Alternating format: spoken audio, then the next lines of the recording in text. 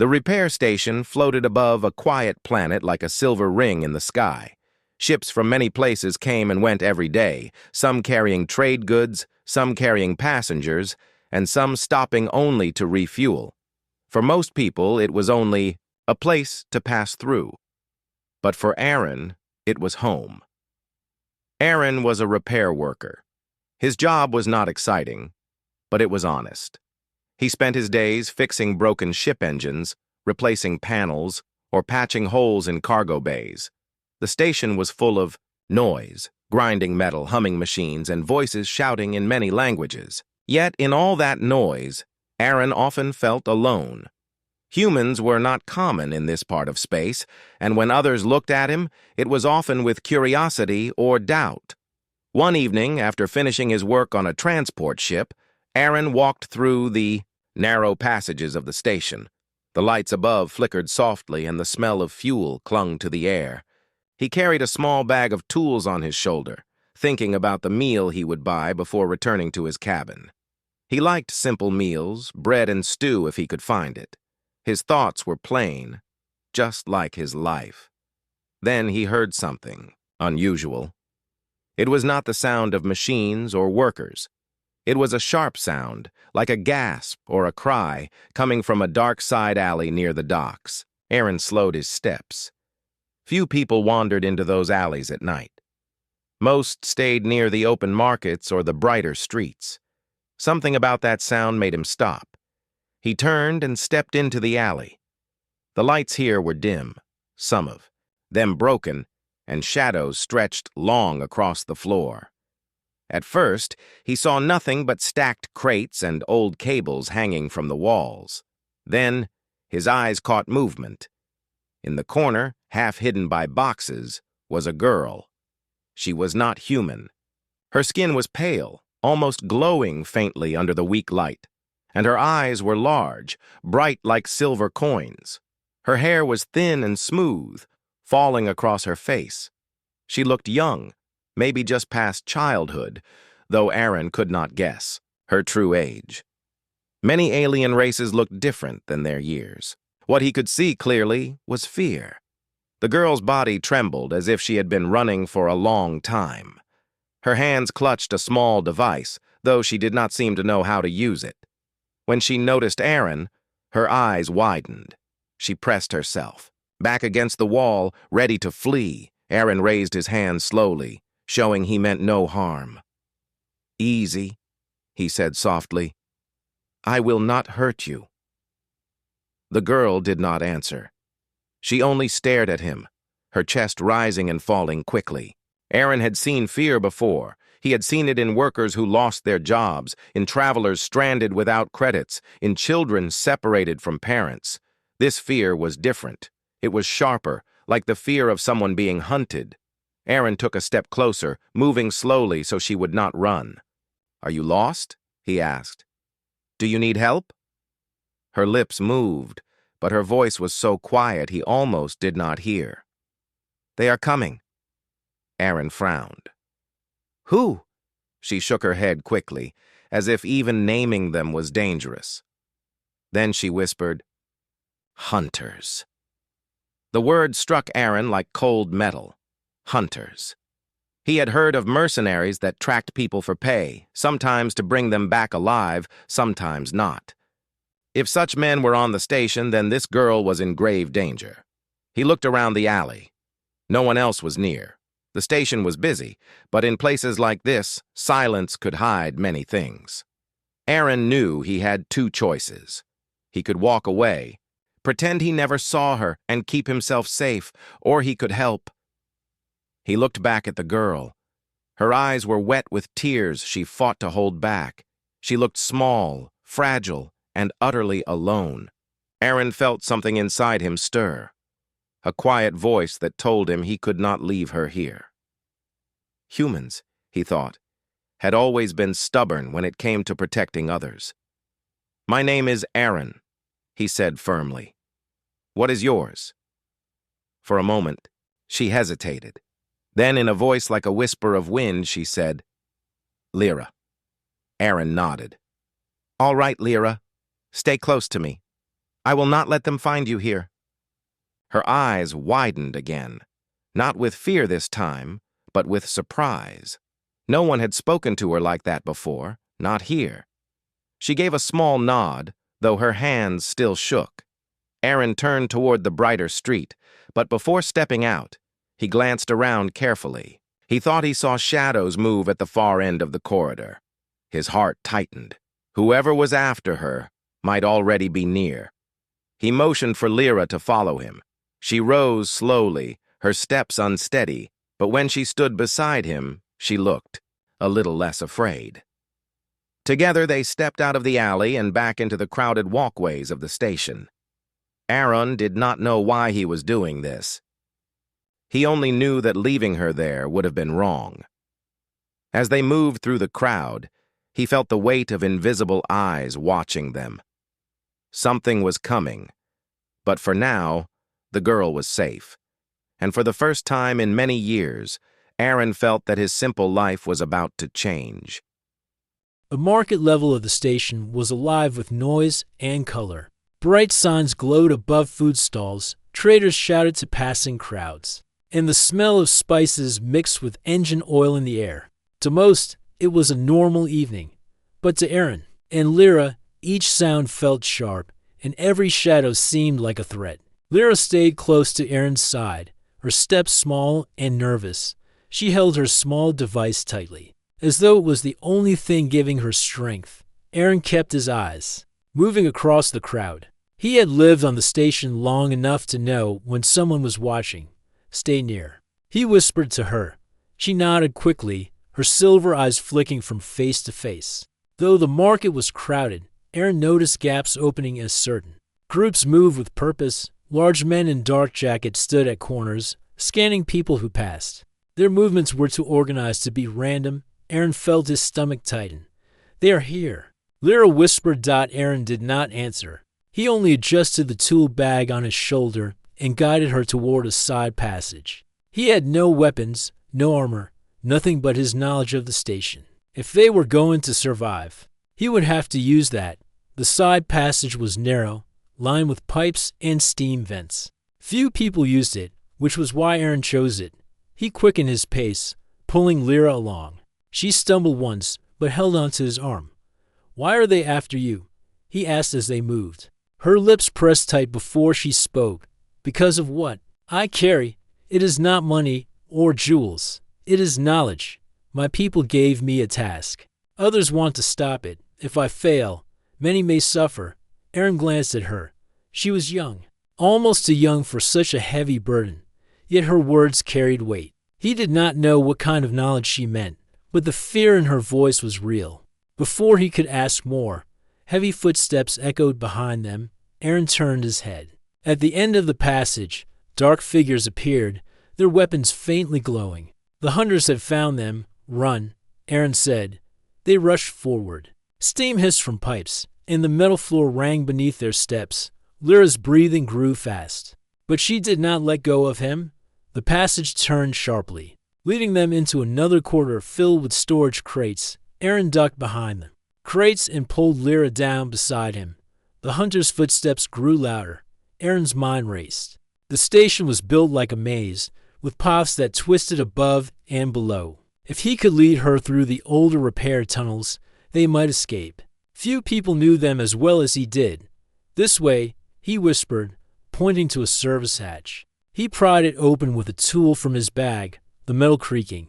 Lyra crawled inside first, and Aaron followed, closing the hatch behind them. Darkness swallowed them until a faint light from Lyra's device lit the narrow tunnel. The air smelled of dust and oil. They crawled on hands and knees. The sound of their movements muffled. Aaron listened carefully. Faint voices echoed from outside the hatch. The hunters were checking the area, but for now, they had not found them. Tunnel. After a few minutes, the tunnel widened enough for them to stand. Aaron wiped sweat from his forehead. Lyra leaned against the wall, her chest rising and falling quickly. "You saved me," she whispered. Aaron shook his head. "Not yet. They are still close. We must keep moving." They walked deeper into the maintenance paths. Pipes lined the walls, and the hum of the station's engines filled the air. Aaron remembered long nights spent repairing leaks here. Now, the same pops were their lifeline. Suddenly, a loud clang echoed from ahead. Aaron froze. A hunter dropped down from an upper grate, his weapon raised. Lyra gasped out without thinking. Aaron grabbed a loose metal rod lying near the wall. When the hunter stepped forward, Aaron swung the rod with all his strength. It struck the weapon. Knocking it aside, sparks flew as the weapon clattered to the floor. The hunter growled and reached for Aaron, but Aaron struck again, this time hitting the man's shoulder. It was not enough to stop him completely, but it gave Aaron and Lyra a chance to run. Go. Aaron shouted. They ran down the tunnel, turning sharply at a junction. Aaron's chest burned from running, but he forced himself to keep moving. Behind them, the hunter shouted, and more footsteps joined. Finally, they burst out into a large chamber filled with old machinery, broken panels, scrap parts, and unused engines lay scattered. Aaron knew this place well. Few came here anymore. It was part of the station's forgotten sections. He pulled Lyra behind a stack of broken panels and crouched low. The sound of footsteps grew closer, then spread out across the chamber as the hunter searched. Aaron placed a finger to his lips, urging Lyra to stay silent. Her silver eyes locked on his face, full of fear but also trust. Aaron felt the weight of that trust press into him. He had no reason to help her. She was not human. She was not from his world. But something inside him refused to let her fall into the hands of those men. The hunter's voices echoed through the chamber. They were closing in again. Aaron knew they could not hide forever. He would have to find another path soon, or the chase would end here. He took a slow breath, readying himself. The night was not over, and the danger was only beginning. The chamber of broken machinery was silent except for the faint hum of old engines. Dust floated in the air, and the smell of rust clung to the walls. Aaron crouched low behind the panels, listening carefully. Lyra stayed close beside him, her breathing shallow and quick. The hunters moved through the chamber with steady steps. Their boots rang against the metal floor. Aaron could hear them spreading out, voices low but sharp, speaking to one another in a coded language. He did not understand the words, but the tone was clear, cold, professional, and dangerous. They are trained, Aaron whispered, not simple mercenaries, soldiers for hire. Lyra nodded, her silver eyes wide. She held the small device in her hands again, as if hoping it would suddenly work. Aaron noticed the way her fingers trembled. What does that thing do? He asked. It is a beacon, she said softly. It calls my people, but it will only work if I am in open space. Here, the walls of the station blocked the signal. Aaron felt a heavy weight in his chest. That meant they had no way of escape until they reached another part of the station. And the hunters knew the station as well as he did. He thought about leaving her. If he walked away now, maybe they would let him live. Maybe they only wanted her. But when he looked at her face so young, so full of fear, he knew he could not. He remembered long ago, when he was a boy, hearing stories of old Earth heroes who risked themselves for others. At that moment, he decided he would not abandon her. We will move, he whispered. Stay quiet and do exactly what I say. Lyra nodded again. Aaron led her along the edge of the chamber, crouching low, using the shadows of old machines to hide their movement. His heart pounded in his chest, but his steps were steady. He had spent years in these forgotten areas of the station. That was his one advantage. As they moved, a sudden beam of light swept across the room. One of the hunters had activated a scanning visor. The bright ray slid across the walls, crates, and machines. Aaron quickly pulled Lyra down behind a broken engine, holding her still. The beam passed only inches from them before moving away. Lyra's hands clutched his sleeve tightly. Aaron gave her a firm nod, then motioned for her to move again. They slipped through a narrow gap between walls, entering another service corridor. But their luck did not hold long. The corridor led them into a wide hall filled with pipes and wires. Before they could cross, two hunters stepped out from the shadows ahead, blocking the path. Their weapons glowed faintly, aimed directly at Aaron and Lyra. Back, Aaron whispered, pulling her behind him. They turned to retreat. but more footsteps came from the way they had entered. Another pair of hunters appeared, cutting them off. Now they were trapped in the middle of the hall. Lyra's breath caught in her throat. "Aaron, stay behind me," he said firmly. The hunters raised their weapons, their movements calm, controlled. They were not rushing. They knew their prey had nowhere to go. Aaron's mind raced. He had no gun, no shield, only a tool bag and his knowledge of the station. Then his eyes caught a set of valves on the wall pipes that carried pressurized steam. He reached quickly into his bag, pulling out a wrench. With a deep breath, he spun the nearest valve open. Steam burst out with a loud hiss, filling the hall. With thick white clouds, the hunters shouted in surprise as the vapor blinded their sight. "Run!" Aaron shouted. He grabbed Lyra's hand and pulled her through the steam. The heat burned his skin, but he pushed forward. Behind them, weapons fired blindly, the bolts flashing through the haze. They stumbled out of the hall into another dark tunnel. Aaron slammed the valve shut behind them, slowing the chase for a moment. Both of them coughed from the smoke, but they kept running. Lyra looked at him with wide eyes. "You could have been hit." Aaron gave a small, tired smile. "Better than standing still." They hurried through the tunnels until they reached a small chamber filled with maintenance lifts. Aaron stopped to catch his breath, leaning against the wall. Lyra sank down beside him, clutching her device tightly. For a moment, silence filled the air. Then Aaron spoke, his voice steady. "Lyra, listen to me. These men will not stop. They know the station better than I thought. If you stay alone, they will find you. If you stay with me, you may still have a chance. So tell me the truth. Why? Are they willing to risk so much for you?" Lyra looked down at her hands. Her voice was soft, almost breaking. "Because I carry hope. My people are at war. I was sent with knowledge to end it. They fear peace, so they chase me to destroy it." Aaron listened in silence. He did not fully understand her world or her people, but he understood one thing clearly: her mission mattered. If she failed, many would suffer. And she was just a girl, trying to do something far bigger than herself. He placed a firm hand on her shoulder. "Then I will help you, no matter what it takes." Her eyes filled with tears, but she nodded. "Why? You don't even know me." Aaron gave a small shrug. "Because you needed someone, and I was there." Outside the chamber, the hunter's footsteps echoed again. The chase was far from over. Aaron tightened his grip on the wrench, his jaw set. He had chosen his side. The danger was growing, and there was no turning back. The lifts groaned as they carried Aaron and Lyra down to a lower section of the station. The chamber was small, the walls covered with rust and old cables. Aaron knew this area well. It was used for storing cargo that nobody wanted, a forgotten part of the station. If they could move quietly through here, they might reach the outer docks and find a ship. Lyra clutched her beacon device as if it were her only shield. Her eyes darted across the shadows. Aaron walked ahead, his wrench still in his hand, his ears straining for every sound.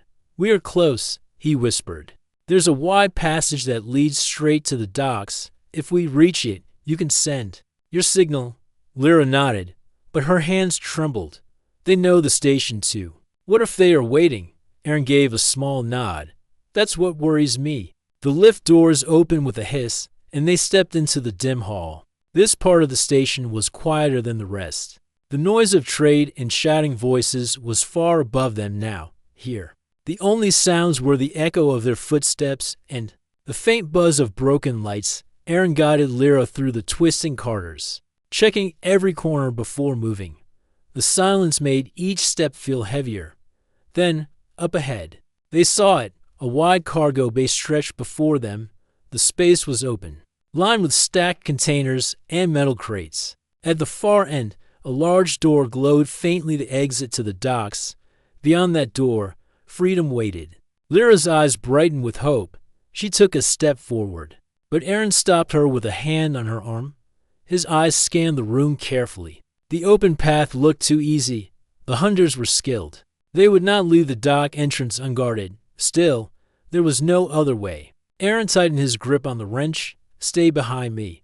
We'll move fast." They stepped into the bay, their footsteps echoing against the walls. The crates towered on either side like silent watchers. Lyra's eyes never left the glowing dock door, as if the light itself pulled her forward. Halfway across the bay, the sound came. A sharp metallic click echoed above them. Aaron's head shot up from the shadows of the catwalks. Figures stepped out. Dark shapes lined the rails, weapons glowing in their hands. More hunters appeared from behind the crates. Surrounding them, Lyra froze in shock. Aaron pulled her behind him, his chest tightening. They had walked into a trap. The leader of the hunters stepped forward. His armor was heavier, his weapon longer and glowing brighter than the rest. His voice was cold and steady. Hand over the girl. Human, step aside, and you will live. Lyra shook her head violently, her breath catching. Aaron placed himself more firmly in front of her, his jaw set. I don't think so, Aaron said. The leader tilted his head, as though studying him. You are nothing but a worker. Do not waste your life for someone who is not even your kind. Aaron's grip tightened on the wrench, fear clawed at his chest, but he pushed it down. He thought of Lyra's wide, silver eyes, the trust she had placed in him. He thought of her words that she carried hope for her people. He could not step aside, no matter what they threatened. She is under my protection, Aaron said firmly. The leader's eyes narrowed. He raised his weapon slowly, its glow brightening. The hunters around the bay lifted theirs as well, the air humming with energy. Lyra pressed against Aaron's back, her voice trembling. Aaron, we cannot fight them all. I know, he said quietly, but I can buy you time. The first shot came suddenly, a bolt of energy that exploded against the floor near their feet. Lyra screamed, and Aaron pushed her behind a crate, shielding her with his own body. Blaster fire filled the bay, sparks flying as bolts struck the walls and containers. Aaron ducked low, dragging Lyra with him. He swung his wrench at a loose pipe, knocking it free. Steam burst out, filling part of the bay with a thick white cloud. Run, he shouted. They sprinted toward the nearest row of crates, weaving between them as energy bolts flashed past. The air shook with each strike, the noise deafening. Lyra clung to the small device in her hand, but she could not activate it here. The hunters moved with calm precision, circling them in. The steam slowed them only for a moment. Aaron and Lyra dashed deeper into the maze of crates, but every path ended with more hunters closing in. Finally, they reached a dead end. High stacks of containers rose before them like walls. Behind, the hunters' footsteps grew louder. Closer. Aaron stopped, breathing hard, his eyes darting for any escape. There was none. Lyra's voice broke with fear. Aaron, they will take me.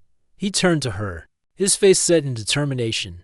Not while I stand. The leader's shadow appeared at the mouth of the dead end. His weapon glowed brighter, building to a charge. The other hunters spread out, their weapons trained. Lyra pressed back against the crates, her hands shaking. Aaron stepped in front of her, gripping the wrench even though it was nothing compared to their weapons. He knew what was coming, but he refused to step aside. The leader aimed his weapon directly at them. The glow reached its peak. Lyra screamed as the blast fired, and Aaron moved. The glow of the weapon filled the air like a small sun. In that single moment, time seemed to slow. Lyra's scream cut through the echoing bay, sharp and filled with terror. Aaron did not think, did not weigh choices. His body moved before his mind could. He threw himself in front of her. The energy bolt struck him square in the chest. A violent flash of light spread across his body, and the force threw him backward into the crates. The sound echoed like thunder through the chamber. Lyra's eyes widened in horror. Aaron, she cried, rushing forward as his body slumped against the metal wall. Aaron gritted his teeth against the searing pain. The blast burned across his chest, heat radiating through his body. His legs threatened to give out, but somehow he stayed. Standing, he pressed his shoulder against the crate, forcing his body to remain upright. The leader of the hunters lowered his weapon slightly, surprised. Few could withstand even one shot from such a weapon, but Aaron had, not unscathed, but alive, impossible. The leader muttered. The other hunters moved in closer, ready to finish the task. Lyra dropped to her knees beside Aaron, her silver eyes wet with tears. She held her beacon device tightly, desperation shaking her hands. "Stay with me," she begged him. "Please, Aaron, stay with me." Aaron coughed, the taste of iron in his mouth. His vision blurred, but when he looked at her, he found the strength to speak. "Use it now." He rasped. Lyra's hands trembled. She had tried before, but here, inside the bay, she feared the signal would not break through. But seeing Aaron standing between her and the hunters, his body scorched by the blast, she could not hesitate anymore. She pressed the device against the floor. Her fingers moved quickly over its smooth surface. With a soft chime, it lit up, glowing brighter than before. A pulse of light spread outward, rippling across the bay like a wave of war. The hunters stumbled as the wave hit them. Their visors flickered, their weapons sparked, and their formation broke. Even the leader staggered, his weapon dimming for a moment. Aaron dropped to one knee. The effort of staying upright took great. Lyra caught him, her small hands trying to hold his much larger frame. Tears slid down her cheeks, but she did not stop working the device. Another pulse spread out, stronger this time, reaching beyond the walls of the bay, far away. Deep in the void of space, the signal traveled. The hunters recovered quickly, shaking off the disruption. The leader snarled, his cold voice cutting through the air.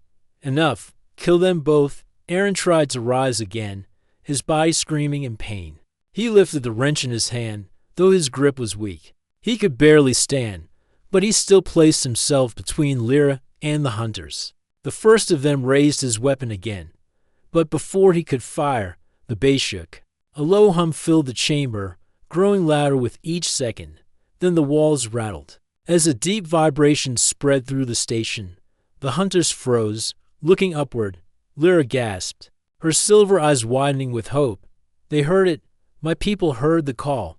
Above the station, lights pierced the darkness of space. A sleek alien ship descended, its hull glowing with strange patterns of light. It moved with speed and grace, far more advanced than the old vessels docked nearby inside the bay. The hunters panicked. Their leader barked orders, but the sound of engines and the rumble of weapons charging outside drowned his voice. Lyra's device glowed once more before fading, its task complete. She held it to her chest, her tears now mixed with relief. Aaron swayed where he stood, his chest burned and weak. He turned his head slightly toward her. "Good, you did it," he whispered. The hunters began firing wildly, but the alien ship's weapons struck first. Bright beams of light tore through the bay doors, forcing the mercenaries to scatter. The leader shouted in anger as explosions shook the floor. Lyra grabbed Aaron's arm, trying to pull him back toward cover. "Hold on, Aaron. They will take us out of here. Just a little longer." Aaron gave her a faint smile, though pain darkened his face. "I can hold," he whispered, though even as he said it, his legs nearly gave way. The alien ship's lights grew brighter as it forced the bay doors open wider. Figures began to appear in the light, all elegant, armored in silver and blue. Lyra cried out with joy. "My people," she whispered. The hunters turned their attention toward the new rivals. For the first time, fear flashed across their cold faces. The balance had shifted. Lyra tightened her hold on Aaron, refusing to let him fall. She knew the danger was not over yet, but hope now burned strong in her heart. Aaron had taken the blast, meant for her. His body carried the wound, but his courage carried them both. And now, with her people arriving, she would not let his sacrifice be in vain. The hunters raised their weapons again. The battle inside the bay was far from finished. But Lyra was no longer just a frightened girl hiding in the shadows. She had someone who believed in her, someone who had shown her what true courage meant. She looked at Aaron, her voice steady even as tears fell. "I will not let them take you." Aaron nodded faintly, gripping his wrench tighter, ready to face whatever came next. The blast had not broken him. It had only proven what he already knew: he could endure pain. But he could not walk away from protecting someone who needed him. And now, the fight was only beginning.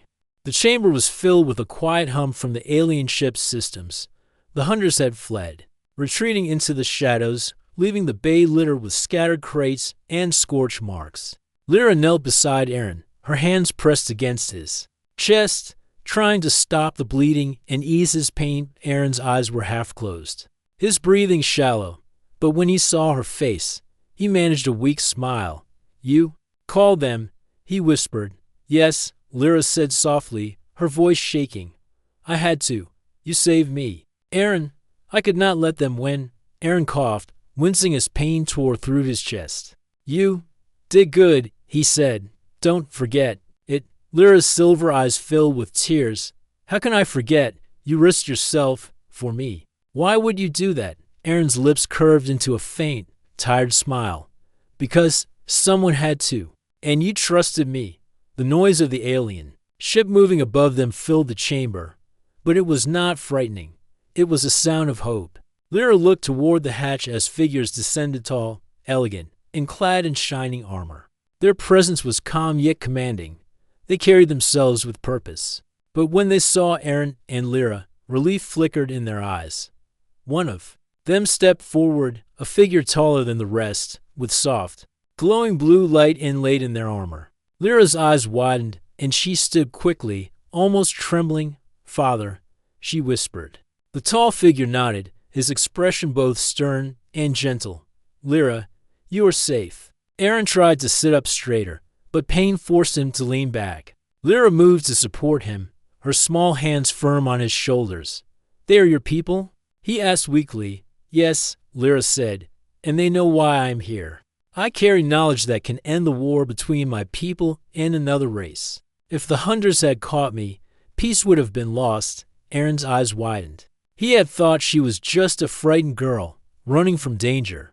But now he understood that she carried something far greater than either of them. Her life was not just her own, it held the future of many. I didn't know," he said softly. "I just did what I thought was right." Lyra's father knelt beside them, examining Aaron carefully. "You saved my daughter's life. Humans are few in our space, but you have a courage we rarely see. Your bravery is remarkable." Aaron looked down, embarrassed by the praise. "I just couldn't leave her." "That is what makes humans different," Lyra's father said. "You risk everything for others, even strangers. That is a rare gift in the galaxy. Your actions today show the spirit of your kind." Lyra placed her hand over Aaron's. "You gave me a chance to survive," she said. I don't know how to thank you." Aaron shook his head slightly. "No need. Just make sure you live." "That's thanks enough." The tall figure's eyes softened as he studied Aaron. "You are hurt," he said. "You must rest. We can take you to our ship. There, your wounds will heal." Aaron nodded, leaning against Lyra for support. His body ached, but relief flowed through him. The hunters were gone. Lyra was safe, and somehow, the weight of this strange, alien world seemed a little lighter because he had done what he knew was right. Lyra knelt beside him, her small frame shaking slightly from exhaustion. "I never expected anyone like you," she said. "Someone who would risk everything just to protect a stranger." Aaron gave a faint, tired laugh. "You think humans are weak. We are not. We just care more than people expect." The alien figures moved quietly around them, preparing a small transport to carry Aaron and Lyra safely to the ship above. Lyra stayed close, refusing to leave his side. She whispered words of gratitude and hope, telling him that because of him, the future of her people had a chance. Aaron felt a strange warmth inside, a mix of pain and pride. He had never thought his life would mean something so important in the galaxy. But now he understood. Courage was not about strength or weapons, it was about standing for someone when it mattered most. Lyra's father placed a hand gently on her shoulder. "We will honor your bravery, Aaron. Your courage will be remembered, not just by my people, but across the galaxy. You have shown that humans, though small in number, carry a spirit unmatched in the stars." Aaron nodded, too weak to speak, but he smiled. That smile said what words could not. He was proud, not of himself, but of what he had done. As the alien ship's lift carried them upward, Aaron looked at Lyra. She was no longer the frightened girl from the alley. She was a symbol of hope, bearer of peace, and she had chosen to trust him. "And you will carry this memory," Lyra said softly. her eyes meeting his, not as a hero, but as someone who changed the course of many lives with one act of bravery. Aaron squeezed her hand weakly. Then, "I'm glad," he whispered. The ship rose through the station, and the stars stretched out before them. Bright and infinite, Aaron could feel the pain, but he could also feel hope. He had risked everything to protect a stranger, and in doing so, he had discovered the true strength of humanity, the courage to stand for others, no matter the cost. And Lyra, watching the stars through the ship's hull, knew that she would never forget the human who had given her life a second chance. The alien ship moved silently through the stars, its sleek hull cutting through the darkness. Inside, the cabin was bright, warm, and safe, a stark contrast to the chaos of the station below. Aaron lay on a soft cot, his chest bandaged, his body still weak from the blast. Lyra sat beside him, holding his hand gently. Her silver eyes filled with concern. "You're awake," she whispered, a small smile breaking through her fear. Aaron blinked slowly, the light of the cabin hurting his eyes. He tried to sit up, but a wave of pain forced him to lean back. Lyra quickly supported him. "Don't move too much," she said softly. "They said you need rest. Your body. It's healing now." Aaron nodded, trying to smile despite the pain. "Looks like I made it," he said. "You did," Lyra replied firmly. "Because of you, I'm alive. Because of you, I have hope. You saved me, Aaron. You risked everything for me." Aaron turned his head slightly to look at her. "I didn't do it for thanks. I did it because someone needed help. That's all." Lyra's father entered the cabin quietly. His presence was calm and commanding, but his eyes held gratitude. "Aaron," he said, "words cannot express what you have done. You have not only saved my daughter, but you have also preserved hope for my people. That is more than any of U.S. could ask for." Aaron shook his head weakly. "I'm just a human. I did what I could." The alien figure knelt beside the cot, placing a hand gently on Aaron's shoulder. "Strength is not measured by weapons or power," he said. "It is measured by courage. And your courage has changed the course of many lives. You have shown that humanity, though few in our space, carries a spirit that shines brighter than any star." Aaron felt a warmth in his chest, not from the healing medicine, but from the words themselves. For the first time, he realized that his actions had meaning far beyond his simple life on the station. Lyra reached over and held his hand tightly. "You risked your life for me," she said, "and now we will make sure it was not in vain. You have given me a chance to do what I must. You are part of this too, Aaron, always." He gave a small, tired laugh. "I never thought I'd matter." In a story like this, Lyra smiled, her silver eyes shining. "You matter more than you know." Courage like yours does not go unnoticed. Days passed as Aaron rested and healed. The alien doctors used advanced techniques to mend his wounds quickly, though his body still bore the faint marks of the blast. Lyra stayed by his side, helping him recover and telling him about her people, their struggles, and the hope she carried. Aaron listened, fascinated by the stories of distant planets, wars, and diplomacy worlds so different from his own, yet connected by shared courage and trust. One morning, as Aaron sat up and looked out through the ship's wide observation window, he saw stars stretching endlessly across space. The station, now far below, looked small and distant. Lyra stood beside him, her hand brushing his shoulder. "Aaron," she said softly, "once we reach the next planet, my people will begin the work to end the war. And you will return to your home. But never forget, you have left a mark on the galaxy that will be remembered." Aaron nodded, a quiet pride filling him. "I just hope I can live up to it," he said. "You already have," Lyra replied firmly. "Courage like yours changes everything. You've taught me something important. Even the smallest person can make a difference if they choose to stand for others." The alien ship descended toward a lush, green planet, a world filled with forests, rivers, and mountains. Lyra's people prepared to leave the ship and carry the knowledge that could bring peace to their world. Aaron watched, still weak but smiling, as she stepped forward with determination. Before she left, she turned back and looked at him. "Thank you, Aaron," she said, her voice steady. "I will never forget what you did for me, and I will make sure your courage is remembered." Aaron nodded, squeezing her hand one last time. "Take care, and make the world better." She smiled, then turned and walked toward her people. Aaron watched her disappear into the distance, feeling a mix of relief and pride. He had never imagined that a simple repair worker from a quiet station could play such a role in the galaxy's future. The alien father approached him, placing a hand gently on his shoulder. "You are human," he said, "but today you have shown a spirit greater than many warriors. Go back to your life, Aaron. Carry this courage with you always, and know that you have made a difference that will last forever."